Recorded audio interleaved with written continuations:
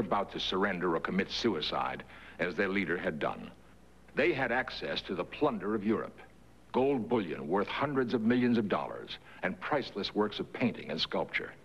They snatched what they could and ran for their lives, some to be caught later, others never to be seen again. Their disappearance touched off the greatest manhunt in history and the greatest search for treasure.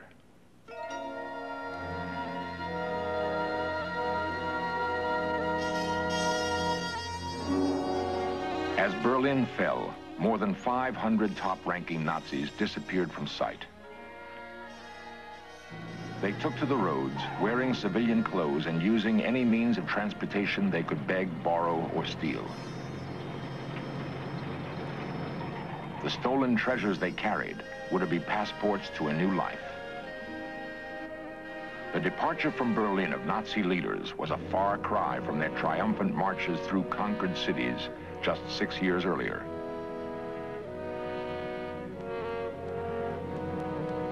On a spring day in 1940, the streets of Paris played host to a strange caravan.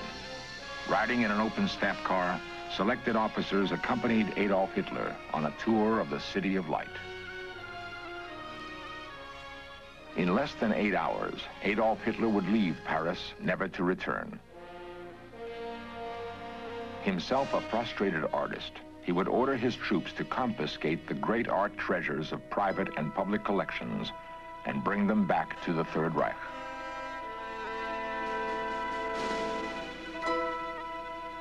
Art historians have often attempted to trace the plundering that occurred during the Nazi occupation of Western Europe, but an impossible jungle of documents has subverted most of their attempts.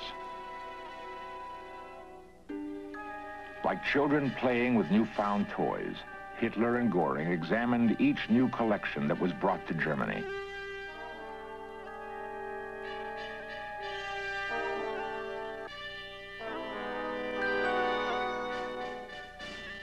Countless hundreds of millions of dollars in paintings and sculpture adorned the walls of the Nazi Museum in Munich.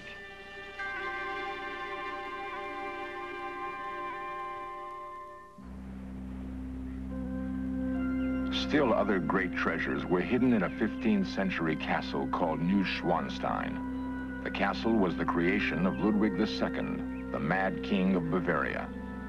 In a sense, one madman's monument had become a storehouse for the greed and fantasies of another.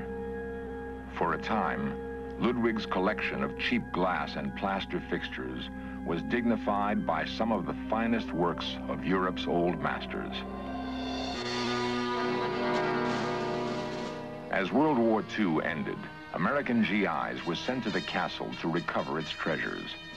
What they found were the works of incomparable artists, haphazardly grouped with paintings of little or no merit.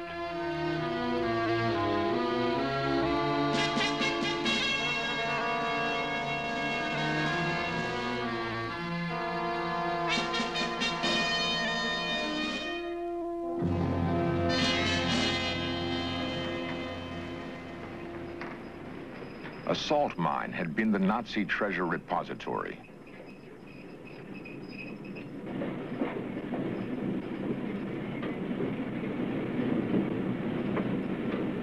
In the perfectly controlled humidifier, an elaborate vault had been created in which the paintings could be safely housed.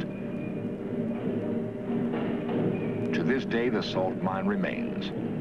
It is possible to enter each of the wood-clad rooms and conjure up images of rack upon rack filled with priceless art.